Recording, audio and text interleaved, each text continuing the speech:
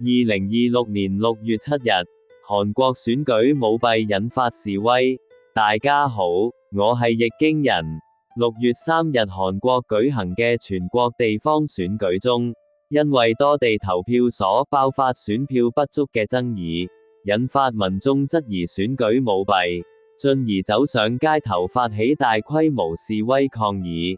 計票現場遭到包圍，大批唔滿意選舉結果嘅民眾轉往首爾開票所外，包括 SK 奧林匹克手球館連續2日集會。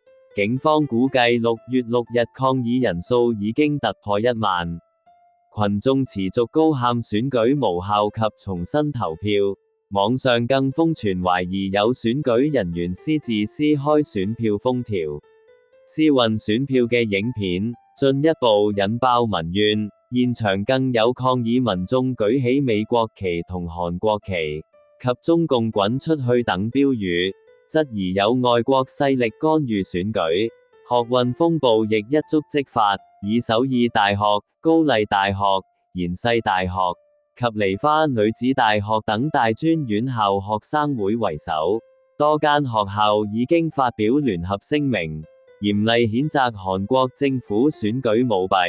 外界估計，極可能擴大為全國性嘅大規模學生運動。目前示威仍未平息，一切仍有待發展。今次分享到呢度，我係易經人，多謝大家。